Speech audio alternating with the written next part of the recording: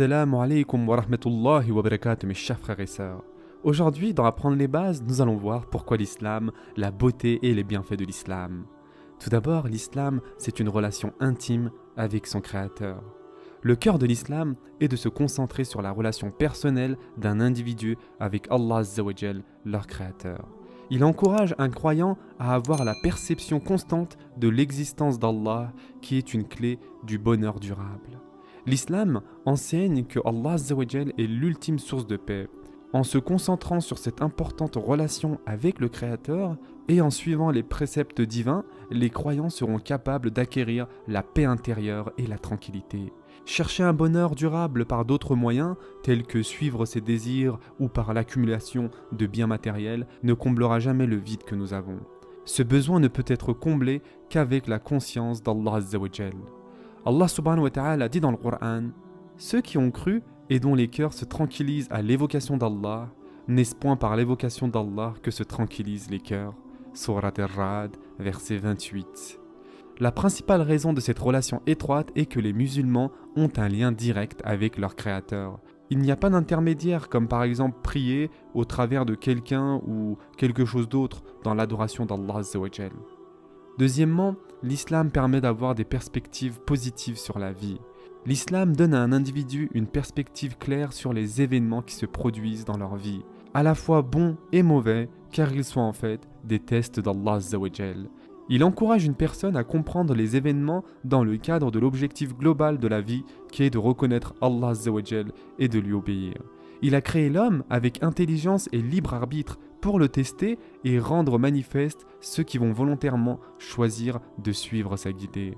Cette vie est l'ultime terrain d'essai et bien que nous ne pouvons pas contrôler tout ce qui nous arrive, nous pouvons contrôler comment nous y réagissons. L'islam encourage une personne à se concentrer sur ce qui est en son contrôle, à être reconnaissant envers Allah Azza wa Jal pour les bénédictions qu'il nous fait et à être patient durant les épreuves. Patience et reconnaissance, telle est la formule pour une vie heureuse. L'islam encourage le croyant à se libérer des extrêmes du bonheur, des plaisirs terrestres qui peuvent faire oublier Allah Azza wa Jal, et des extrêmes de la tristesse qui peuvent causer à un individu de perdre espoir et de blâmer Allah Azza wa Jal. En évitant d'être excessivement attaché au monde matériel, un musulman est habilité non seulement à mieux gérer toute calamité, mais aussi à être bon et généreux envers la société. Cela conduit alors à une vision plus équilibrée et optimiste de la vie. Troisièmement, l'islam est un concept pur et clair d'Allah Azza wa Jal.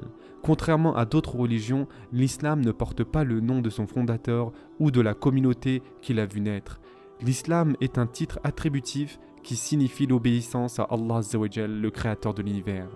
Une de ses principales beautés est qu'il reconnaît la perfection complète, la grandeur et l'unicité d'Allah Azza wa Jal sans aucun compromis. Et cela se reflète dans les enseignements islamiques purs des attributs d'Allah Azza wa Jal. Allah est un et unique. Allah n'a pas de partenaire. Il n'a pas d'égaux, il n'a pas de rivaux. Allah n'a pas de père, il n'a pas de mère, ni de fils, fille ou épouse. Allah est seul et digne de tout culte. Allah est le Tout-Puissant. Allah a pleine autorité et le pouvoir sur toute chose. L'obéissance à Allah n'augmente pas sa puissance, sa désobéissance ne diminue pas sa puissance. Allah est le Très-Haut. Il n'y a rien au-dessus ou comparable à Allah. Les attributs d'Allah n'ont rien de comparable à ceux de sa création. Aucune partie d'Allah n'est présente en quelqu'un ou quelque chose. Allah est parfait. Allah n'a pas de limite humaine, comme par exemple se reposer le 7e jour après la création de l'univers. Allah maintient toujours des attributs de perfection et ne fait rien pour compromettre cette perfection, comme devenir un homme selon d'autres religions.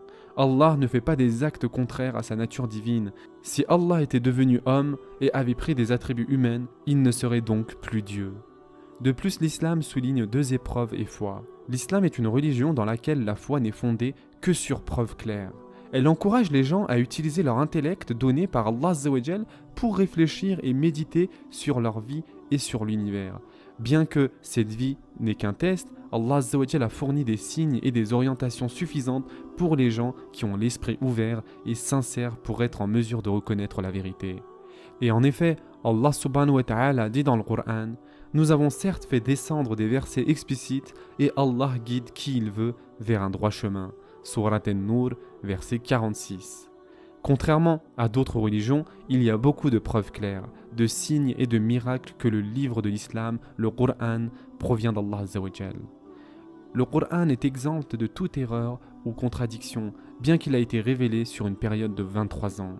Le Coran est conservé mot à mot car il a été révélé dans sa langue d'origine en arabe, contrairement à d'autres écritures qui ont été faussées, modifiées ou perdues. Le Coran contient un message simple, pur et universel qui a un effet profond sur tous ceux qui sont sincèrement à la recherche de la vérité. Le Coran contient un style unique et inimitable de la langue qui est universellement connu comme le summum de l'éloquence arabe et de beauté linguistique, bien que le Coran a été révélé au prophète Mohammed sallallahu alayhi wa sallam qui était connu pour être illettré. Le Coran contient de nombreux faits scientifiques incroyables qui ont seulement été découverts récemment en dépit d'être révélés il y a plus de 1400 ans. L'explication la plus rationnelle pour les nombreux aspects uniques et miraculeux du Coran est qu'il ne peut provenir que d'Allah Azza wa Jal. Cinquièmement, l'islam est le pardon des péchés. L'islam encourage un équilibre entre l'espoir en la miséricorde d'Allah Azza wa Jal et la crainte de son châtiment, qui sont tous deux requis pour mener une vie positive et humble. Nous sommes nés sans péché, mais cependant nous avons le libre arbitre de commettre ces péchés. Allah Azza wa Jal nous a créés et sait que nous sommes imparfaits et que nous commettons des péchés. Mais la clé du succès est comment est-ce que nous réagissons à ces erreurs. L'islam enseigne que Allah Azza wa Jal est le tout miséricordieux et pardonnera à ceux qui veulent sincèrement se repentir. Et les belles étapes de la repentance incluent la sincérité, être plein de remords, éviter de commettre le péché ainsi que d'avoir l'intention de ne pas le répéter. L'islam encourage un processus continu d'autodéveloppement et d'autopurification. Ce processus se déroule directement entre l'individu et Allah Azza wa Jal. Il n'y a aucune nécessité pour les péchés d'être partagés ou avoués à une personne pieuse ou un prêtre par exemple. De plus, Allah subhanahu wa ta'ala dit dans le Coran « Dis, ô mes serviteurs, qui avez commis des excès à votre propre détriment. Ne désespérez pas de la miséricorde d'Allah, car Allah pardonne tous les péchés. Oui, c'est lui le pardonneur, le très miséricordieux. » Surat Az-Zumar, verset 53. Sixièmement, l'islam est la responsabilité et la justice ultime. L'islam enseigne que Allah Azza wa Jal est le plus juste et que chaque personne sera tenue responsable de leurs propres actions au jour du jugement dernier. Chaque personne est responsable car elle a la liberté de choix et d'intelligence pour discerner entre le bien et le mal. Il est d'une nécessité absolue que justice soit faite le jour du jugement dernier où chaque personne sera récompensée ou punie. Sinon la vie serait injuste car tout le monde ne reçoit pas de vraie justice en ce bas monde. L'islam enseigne qu'à terme, nous serons jugés par rapport à la façon dont nous nous sommes acquittés de nos responsabilités et avons exercé notre libre arbitre. Nous serons jugés par Allah Azza wa Jal, l'omniscient et sage, qui sait et voit tout ce que nous faisons. Cela encourage une société plus harmonieuse et donne aux gens la satisfaction sachant que la justice finira toujours par l'emporter. Septièmement, l'islam est un mode de vie pratique et équilibré. L'islam offre le juste équilibre entre la foi et l'action, les deux étant nécessaires à l'établissement d'une vie stable. Il fournit une guidée pour toutes les situations et circonstances. C'est une religion pratique avec des actes concrets d'adoration qui sont connus pour répondre aux besoins spirituels, physiques, psychologiques et sociaux des gens. Des exemples d'actes concrets de vénération qui ont de nombreux avantages comme les 5 prières quotidiennes qui enrichissent l'âme en satisfaisant le besoin spirituel d'être en contact régulier avec Allah Azza wa Jal, en particulier dans la société frénétique d'aujourd'hui, et ceci rend humble en s'inclinant et se prosternant devant Allah Azza wa Jal. Ceci supprime toutes les barrières, orgueil, racisme entre les croyants qui prient en congrégation. Et cela aide à s'abstenir de commettre des péchés dus au fait que la personne se tient régulièrement devant Allah Azza wa Jal. Parmi ces autres actes concrets de vénération, il y a la charité obligatoire, qui purifie une personne de l'égoïsme, encourage l'empathie envers les pauvres, rappelle l'une des bénédictions d'Allah Azza wa Jal et contribue à réduire la pauvreté. Et enfin, ceci comble le fossé entre les riches et les pauvres. De plus, nous avons le jeûne du mois de Ramadan, qui favorise la croissance spirituelle et la purification de soi, avantage pour la santé scientifiquement prouvée, l'empathie envers ceux et entraîne les gens à avoir l'habitude d'obéir au Créateur. Et enfin, nous avons le pèlerinage qui unit les gens de toutes les couleurs, races, statuts et nationalités, par le fait que les pèlerins portent des vêtements simples et semblables les uns aux autres, tout en effectuant une série de bonnes actions en congrégation. Étant donné que l'islam provient d'Allah Azza wa Jal, toute recommandation trouvée dans la religion est bonne et bénéfique pour l'individu et la société quand elle est pratiquée correctement. Des exemples coraniques comprennent le concept de l'honnêteté, le pardon, être véridique, la gentillesse avec sa femme, la patience, la justice, la modération, la modestie, la sincérité, le respect envers les parents, la famille et les personnes âgées. Il y a aussi beaucoup de principes dans les enseignements islamiques qui préviennent ou réduisent la plupart des maux individuels et sociaux auxquels est confronté le monde moderne. L'islam est un message universel et intemporel. L'islam a un message qui s'applique à toutes les personnes, en tout temps, depuis la création d'Adam alayhi salam jusqu'au jour du jugement. Il est applicable aujourd'hui comme il l'a toujours été.